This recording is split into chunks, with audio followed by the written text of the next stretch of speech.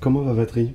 La batterie va relativement bien. La fin du printemps a vu l'arrivée des premiers vols passagers low cost avec Ryanair.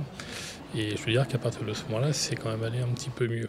À cela, s'est ajouté une reprise des vols charter fret et une énorme reprise des entraînements des compagnies qui nous ont permis d'atteindre un niveau d'activité relativement modeste encore aujourd'hui, mais qui est plutôt sur une pente ascendante. Et je veux dire que c'est ça qui, surtout, qui nous motive. Plusieurs pistes de développement sur une nouvelle activité qui est l'activité passager qu'on travaille avec APVP, l'association Paris Vatry Project, et qui nous permet, en travaillant avec les chambres de commerce et les collectivités locales, de développer du tourisme à la fois en région Champagne-Ardenne et dans le Grand Est parisien chez Disney. C'est donc une activité porteuse à mon sens et au sens des actionnaires.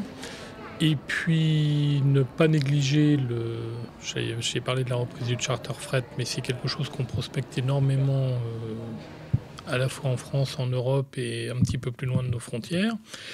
Ça, c'est ce qui est, à court terme. C'est un développement qui se bâtit sur un grand nombre d'années. On ne peut pas comme ça, alors qu'on a réalisé le dernier grand aéroport en France, on ne peut pas espérer évidemment que ça ne devienne ensuite qu'une affaire de gestion avec des résultats au bout de 2 ou 3 ans. Ça reste un projet qui doit être un projet collectif de développement pour l'ensemble des acteurs du territoire. Il y a des priorités qui ont été mises là-dessus. Il y a un investissement extrêmement important qui a été consenti.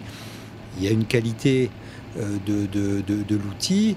Il faut évidemment relier maintenant tout ça, on l'a dit tout à l'heure, au marché au pluriel. À moyen terme, c'est un développement plus important passager, donc d'avoir plus de lignes low cost, plus d'activités de charter touristique.